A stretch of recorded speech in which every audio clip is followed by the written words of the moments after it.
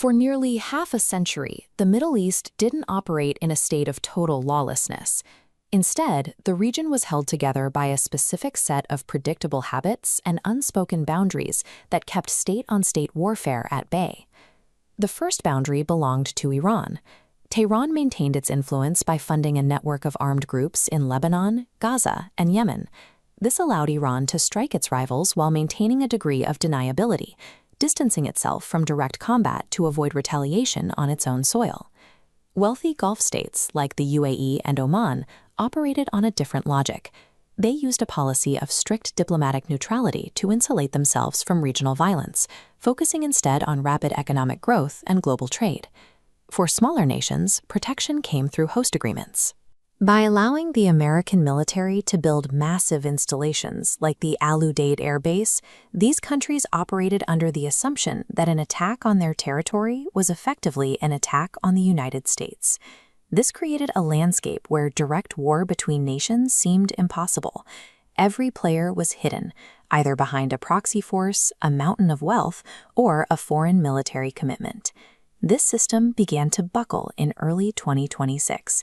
Inside Iran, the national currency collapsed, triggering the largest anti-government protests since 1979. Simultaneously, the International Atomic Energy Agency, the global watchdog for nuclear technology, reported that Iran had hidden highly enriched uranium in a secret underground facility, effectively ending ongoing peace negotiations. With diplomacy failing and regional allies like Saudi Arabia and Israel lobbying for immediate action, the United States moved beyond its policy of economic sanctions. President Donald Trump ordered Operation Epic Fury, a direct strike designed to remove the Iranian leadership.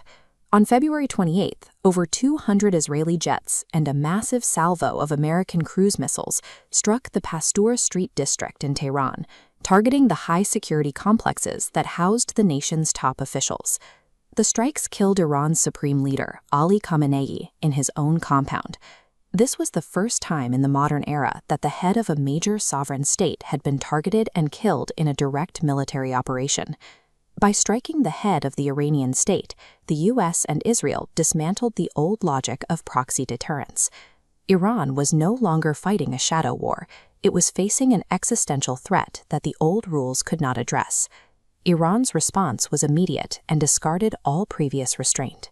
Within hours, the Islamic Revolutionary Guard Corps launched Operation True Promise 4, a direct assault from Iranian territory against nations across the Persian Gulf. This wasn't a localized skirmish. It was a simultaneous launch of hundreds of ballistic missiles and suicide drones. These drones are essentially low-cost, long-range flying bombs designed to overwhelm sophisticated air defenses through sheer numbers. The United Arab Emirates, which had spent decades branding itself as a stable global business hub, saw its civilian airports and commercial centers struck. The attacks demonstrated that their economic neutrality provided no protection from Iranian munitions. Even Oman, a nation that built its foreign policy on being a friend to all mediator, was targeted. The barrage showed that in a direct state-on-state conflict, being a neutral bystander was no longer a viable strategy for safety. For these nations, the lesson was clear. Vast wealth and a refusal to take sides couldn't stop the drones from reaching their cities once the regional order collapsed. Allied nations also discovered the limits of the American military presence. For years, hosting U.S. aircraft and personnel was seen as a guarantee that a host nation's borders would remain respected. That confidence was shaken when Israel carried out a high-profile assassination of Hamas officials inside Qatar. Despite Qatar's status as a major non-NATO ally, a specific U.S. designation that grants a country privileged access to American military equipment and training, the strike proceeded without regard for the host's sovereignty. Iran then began striking U.S. military installations directly, hitting bases in Kuwait, Bahrain, and the UAE. Rather than acting as a shield, the presence of American troops was now being used as a justification for further Iranian bombardment. Seeing this, regional powers like Turkey began to reassess their own security. The realization spread that hosting American forces might actually draw a country into the crosshairs of a conflict it didn't start. By the end of the first week, a central pillar of regional strategy had crumbled. The military bases that were supposed to prevent an Iranian attack had become the primary reason for one. Iran then crippled the global economy by closing the Strait of Hormuz, the world's most critical energy transit point. With 150 tankers stalled by the blockade, global oil prices surged to $100 a barrel, sending shockwaves through financial markets. To the west, the conflict widened further. Hezbollah, the powerful Lebanese militia, discarded its previous limits and launched a full-scale border war with Israel, effectively turning the regional crisis into a multi-front struggle. The collapse of regional boundaries didn't stay contained within the Middle East.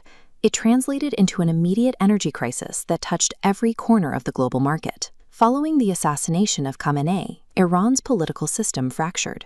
In the absence of a single supreme leader, a ruling triumvirate, a three-man council, initially stepped in to manage the mounting chaos.